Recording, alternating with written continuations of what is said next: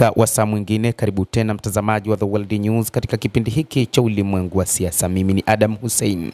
Emmanuel Macron, rais wa Ufaransa, amekutana na kufanya mazungumzo na waziri mkuu wa India Narendra Modi, na moja kati ya mambo sasa wanajadili kuimarisha ushirikiano zaidi wa kiuchumi, na hii inatajwa kwamba ni kutokana na mataifa ya magharibi ikiwemo Ufaransa kukosa ushirika kama wa zamani kutoka kwa mshirika wao mkuu Marekani, na sasa nchi hizo za magharibi zimeanza kukimbilia kwa mataifa ya China na India. Viongozi hao wawili wa India na Ufaransa wamesisitiza kuwa ushirikiano huo unazidi kuwa muhimu wakati huu dunia ikipitia misukosuko mingi ya kisiasa. Macron ameeleza wazi kwamba sasa wao pia wanafikia katika misukosuko ya kisiasa, hasa kwa washirika wao ambao hasa ni Marekani. Mazungumzo kati ya viongozi hao yamefanyika mjini Mumbai wakati Rais Emmanuel Macron akiwa kwenye ziara ya siku 3 nchini India. Macron na waziri mkuu wa India Narendra Modi wamesisitiza umuhimu wa ushirikiano wa nchi zao unaozidi kukua ambao umejikita katika sekta ya ulinzi, biashara, teknolojia na nishati. Wakati wa ziara hiyo, viongozi hao wawili wamezindua mtandao wa kiwanda cha kwanza cha kampuni binafsi ya Tata Advanced System na Airbus na kuunda helikopta. Kiwanda hicho kilicho katika jimbo la Karnataka kinatarajiwa kuanza kufanya kazi mwezi Aprili. Macron ameorodhesha maeneo mengine ambayo Ufaransa inakusudia kukuza ushirikiano kuwa ni pamoja na masuala ya anga, nishati ya nyuklia, madini adimu na reli kwa ajili ya treni za mwendo kasi. Macron ameiomba India kusaidia juhudi za kumaliza vita pia huko Ukraine.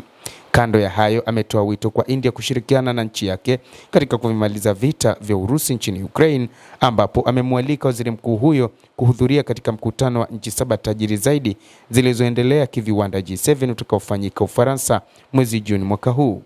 Macron anatambua vyema kwamba waziri mkuu Narendra Modi ana ushirika wa karibu na kiongozi wa Urusi Rais Vladimir Putin, na hivyo ukaribu wao unaweza kusaidia kumaliza vita nchini Ukraine. Kwa upande wake, waziri mkuu Modi amesifu hatua zinazoendelea kupigwa katika kuimarisha ushirikiano kati ya India na Ufaransa, hasa katika juhudi za kusawazisha hali ngumu ya kiuchumi na sera za uchumi za Marekani.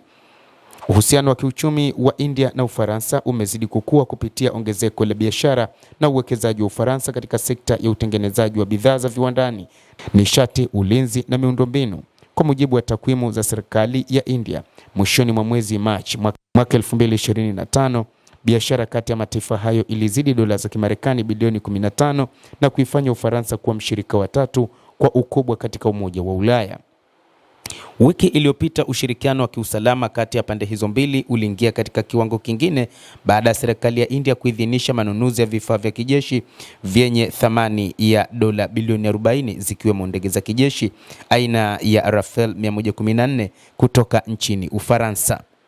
Mtazamaji, endelea kutufuatilia, lakini kubwa ni hiki ambacho kinaendelea sasa kwa mataifa ya magharibi ambayo yameamua kuzigeukia nchi za India pamoja na Uchina, na baadhi kugeukia upande wa Ufaransa, na kwamba wanaanza kutoka taratibu kutoka kwa mshirika wao wa muda mrefu Marekani.